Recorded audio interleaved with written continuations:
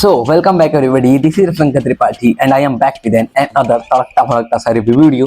And आज की इस वीडियो में हम लोग डिटेल्स में रिव्यू करने वाले हैं राजकीय इंजीनियरिंग कॉलेज आजमगढ़ को, यानी कि REC आजमगढ़ को। एंड ये पूरी PDF मेरे एक जूनियर कार्तिक दीक्षित ने ही बना रखी है। तो चलिए शुरू करते हैं without any further delay. Let's get started.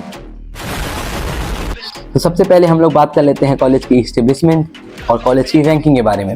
तो कॉलेज को अभी तक कोई भी NIRF की तरफ से रैंकिंग नहीं मिली है। कॉलेज का कैंपस साइज है मात्र 14 एकड़, जो कि एक कॉलेज के लिए, टेक्निकल कॉलेज के लिए ठीक है। यहाँ पे बच्चे भी कम ही होते हैं। देन हम बात कर लेते हैं ईयर ऑफ इस्टेब्लिशमेंट की। तो ईयर ऑफ इस्टेब्लिशमेंट है 2010 और ये कॉलेज अभी कॉलेज के मामलों में जेनजी कॉलेज है, यानी कि बहुत ही छोटा कॉलेज है, बहुत ही न्यूली डेवलप्ड कॉलेज है। आपको जो भी बिल्डिंग्स मिलेंगी बहुत ही नई मिलेंगी। एंड इंफ्रास्ट्रक्चर में अभी कहीं का काम हो ही चल ही रहा होगा, बट उसके साथ साथ ये कॉलेज अच्छा खासा एस्टेब्लिश हो चुका होगा। बात कर लेते हैं courses offered by this college. तो कोर्सेज ऑफर्ड में ये कॉलेज केवल और केवल UG कोर्स हम लोग को ऑफर करता है। देन कॉलेज AICTE से भी अप्रूव्ड हो चुका है, कॉलेज गवर्नमेंट है। एंड टोटल सीट मैट्रिक्स 180 ही है यहाँ की। एंड कॉलेज AKTU से एफिलिएटेड चलता है। एंड इस अब आप बात करेंगे कि 14 एकड़ का कैंपस कितना छोटा होगा। तो कॉलेज केवल और केवल UG कोर्सेज BTech में ही ऑफर करता है। एंड कॉलेज में सीटिंग कैपेसिटी केवल 180 है। तो अगर हम लोग इसको 4 ईयर से मल्टीप्लाई कर देते हैं तो भी निकल के आता है 560 स्टूडेंट टोटल यहाँ पे पढ़ते हैं। तो इसके बाद हम लोग अब आगे नेक्स्ट स्लाइड चलते हैं। नेक्स्ट स्लाइड पे है हमारे पास कॉलेज की एलिजिबिलिटी प्रोसेस और एलिजिबिलिटी क्राइटेरिया। इस कॉलेज में भी सारी क्राइटेरिया वैसे ही हैं जैसे कि एक BTech कॉलेज में दी जाती हैं। एक BTech कॉलेज की एलिजिबिलिटी क्राइटेरिया होती हैं, जैसे कि to be eligible for admission to REC Azamgarh candidate must have completed their 10+2 education with physics, mathematics and chemistry और equivalent subject and scored a minimum of 45% mark. अब आप ध्यान दीजिएगा इस चीज़ के ऊपर, ये हर जगह आपको देखने को नहीं मिलेगी, क्योंकि हर जगह का क्राइटेरिया तो यही होता है कि बच्चे को JEE मेंस क्लियर करना होगा एंड उसके साथ साथ 10+2 होगा। मगर NIT, IIT और IIIT में ये क्राइटेरिया 75 की होती है, जो क्राइटेरिया यहाँ पे 45 की दी रखी है। इसके साथ साथ candidate need to apply for JEE mains and participate in counselling via the AKTU website. यानी कि यहाँ पे आप जोसा की काउंसलिंग से कॉलेज नहीं ले सकते हैं। यहाँ पे अगर आपको एडमिशन चाहिए तो आपको AKTU की काउंसलिंग में बैठना होगा, जिस पे आपको ध्यान देना ही होगा। AKTU की काउंसलिंग में आपको बैठेंगे तो ही आपको यहाँ पे सीट अलॉट की जाएगी। उसके साथ साथ अब बात कर लेते हैं हम लोग क्लोजिंग रैंक की 2023 के रिगार्डिंग। ये 2023 का डाटा गिवन है यहाँ पे। तो सबसे पहले बात कर लेते हैं हम लोग BTech सिविल इंजीनियरिंग की, जहाँ पे जनरल ऑल इंडिया ओपन हुई थी 2,60,432 पे एंड जाके क्लोज हो गई थी 8,86,183। यानी कि आप लोग देख सकते हो किस रैंक तक ये कॉलेज ऑल इंडिया कोटा में मिला है। और ऑल इंडिया कोटा में भी ज़्यादा दूर के बच्चे नहीं आते हैं, यहाँ पे आते हैं बिहार, झारखंड, मोस्टली यही आते हैं। बस छत्तीसगढ़ भी इंक्लूड कर लेता हूँ मैं, MP इंक्लूड कर लेता हूँ, यही आसपास के इसी बेल्ट के बच्चे यहाँ पे आते हैं। अब बात कर लेते हैं हम लोग होम स्टेट की, जनरल की एंड SC ST OBC थोड़ा और नीचे जाती है। BTech सिविल इंजीनियरिंग 2023 में यहाँ पे सिविल के लिए होम स्टेट कोटा में ओपन हुई थी 4,58,076 नंबर सीट रैंक पे एंड जाके क्लोज हुई थी 9,68,254।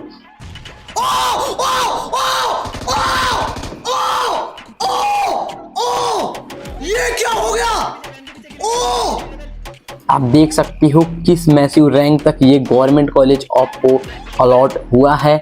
देन बात कर लेते हैं हम लोग BTech IT की। तो BTech IT में ऑल इंडिया ओपन हुई थी 1,24,017 एंड क्लोज हुई थी 2,21,650। आप इमेजिन भी नहीं कर सकते हो कि एक REC के गवर्नमेंट इंजीनियरिंग कॉलेज में IT में इतने लास्ट रैंक तक सीटें मिलेंगी आपको। उसके साथ साथ होम स्टेट कोटा की बात कर लें तो 1,72,000 पे ओपन हुई थी एंड क्लोज हुई थी 4,36,875 पे जाके। अब बीटेक मैकेनिकल की बात कर लेते हैं। बीटेक मैकेनिकल ओपन ही हुई थी 1,00,000 तो 82,980 पे, एंड जाके क्लोज हुई थी 9,46,774। जोर जोर से बोल के लोगों को स्कीमें बता दे। अब रैंक के हिसाब से आप ये मत सोचिएगा कि इतने लो रैंक पे अगर एक कॉलेज मिल रहा है तो कॉलेज की क्वालिटी कैसी होगी। कॉलेज एक डिसेंट सा कॉलेज है।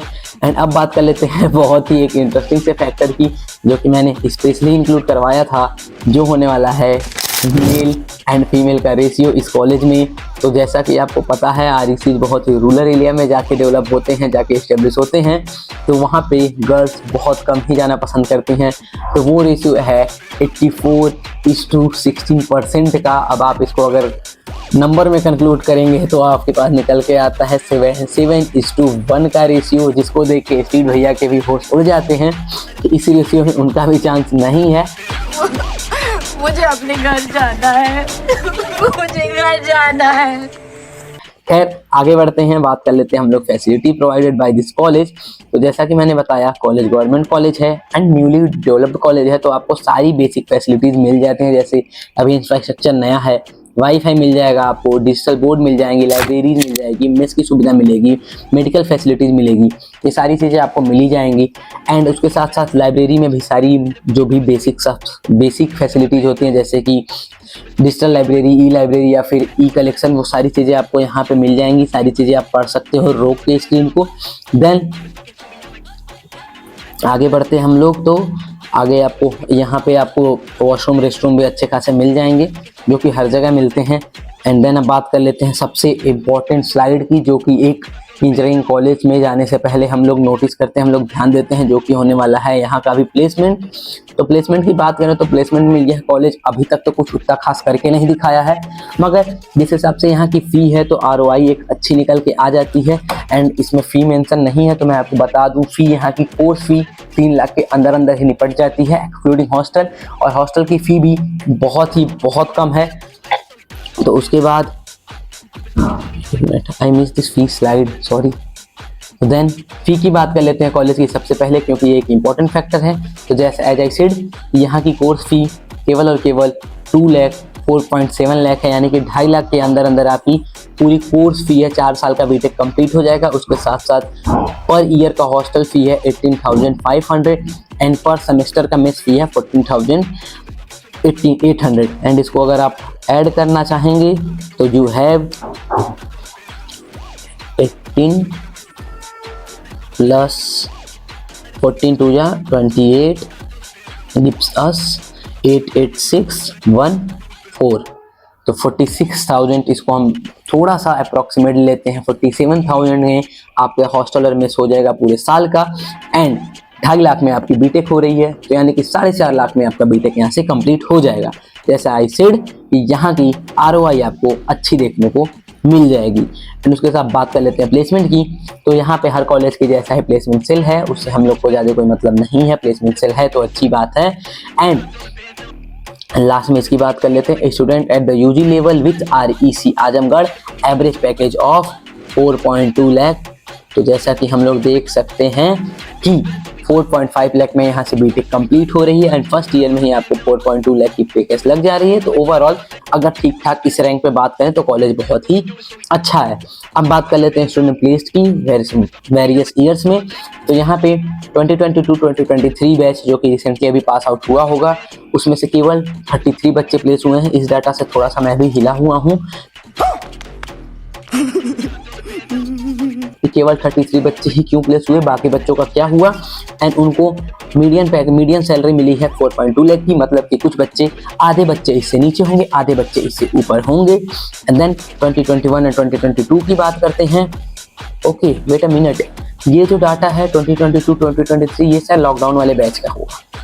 देन उसके बाद हम लोग को देखने को मिल जाता है 2021 एंड 2022 बैच, जिसमें 127 बच्चे प्लेस हुए थे और जिनकी मीडियन सैलरी भी अच्छी खासी गई है 5.30 lakh. Then we have a data of 2020 and 2021 जिसमें केवल और केवल 30 बच्चे प्लेस हुए थे और उनकी मीडियम सैलरी गई थी 3.60 लाख। और ये सारा डाटा जो कि है कैरियर 360 की वेबसाइट से लिया गया है। इसमें मेरी कोई भी मिस प्रिंट की चांसेस नहीं है।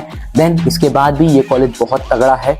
यहाँ पे कई बच्चे ऑफ कैंपस ही जाते हैं ज़्यादातर, क्योंकि कॉलेज बहुत ही रूरल एरिया में डेवलप्ड है, तो कंपनियां डायरेक्ट ऑन कैंपस बहुत कम रिक्रूट करती होंगी, ऑफ कैंपस ही ज़्यादा बच्चे जाते होंगे। उसके साथ साथ कॉलेज में ऐसी फैसिलिटीज़ हैं कि बच्चे मास्टर्स या फिर फर्दर स्टडीज़ के लिए आगे चले जाते हैं। तो मेरे हिसाब से ये कॉलेज बहुत ही अच्छा है। इस रैंक के हिसाब से अगर आप थोड़ा सा अपने पर काम कर लेंगे तो आप एक अच्छी खासी जगह चले जाएंगे। देन हम लोग बात कर लेते हैं स्लाइड नंबर 7 की, जिसमें दिया गया है टॉप रिक्रूटर्स।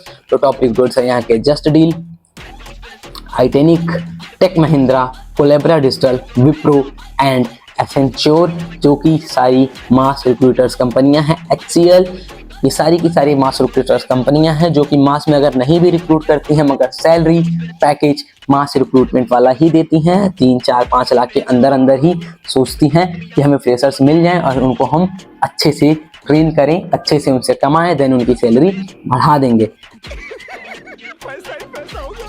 और उसके बाद बात कर लेते हैं लास्ट स्लाइड, जो कि हमारे पास लोकेशन की है। तो कॉलेज का लोकेशन ऐसे बता दूं, REC आजमगढ़ है एंड इसकी कॉलेज की लोकेशन होने वाली है आजमगढ़ में। गांव का नाम होने वाला है अकबलपुर, देन पोस्ट होने वाली है Devgaon, district Azamgarh, Uttar Pradesh. Pin code तक दे रखा है यहाँ पे 276201। जैसा मैंने बताया कॉलेज एक विलेज में ही जाके इस्टेब्लिश हुआ है। यही चीज़ मुझे थोड़ी सी REC के बारे में ख़राब लगती है कि जब इतनी अच्छी फैसिलिटी आप प्रोवाइड करा रहे हो तो थोड़े से अर्बन एरिया में कर दो, जहाँ पे दूर से बच्चों को आने में थोड़ी आसानी हो। बट REC इसीलिए बनाई गई है कि लोकल फॉर वोकल वाला चीज़ है इसमें। मजा आया। लोकल के बच्चों को एक अच्छी फैसिलिटी मिले। अब बढ़ते हैं आगे। तो अगर हम लोग बात कर लेते हैं रजत दलाल की भी, तो वहाँ जाके वो भी कहते हैं पहले आप लोकेशन ही भेजो, क्योंकि लोकेशन ढूंढने में थोड़ी आपको दिक्कत हो जाएगी।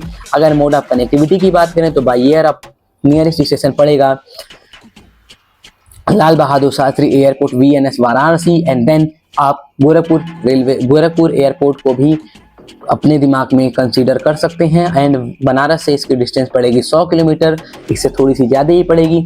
बाई ट्रेन की बात करें तो आजमगढ़ रेलवे स्टेशन आपको नियरेस्ट रेलवे स्टेशन मिलेगा। Then train from near by city, तो Lucknow to Azamgarh train, Gorakhpur to Azamgarh train, Banaras to Azamgarh train. Azamgarh में कई बार होता है डायरेक्ट ट्रेन नहीं आती हैं, तो आप इन तीनों स्टेशन से आजमगढ़ के लिए ट्रेन पकड़ सकते हो। आप बाहर से तो लखनऊ आ जाओ, बनारस आ जाओ या फिर गोरखपुर आ जाओ, वहाँ से आपको डायरेक्ट मोड से ट्रेन मिल जाएगी आजमगढ़ के लिए।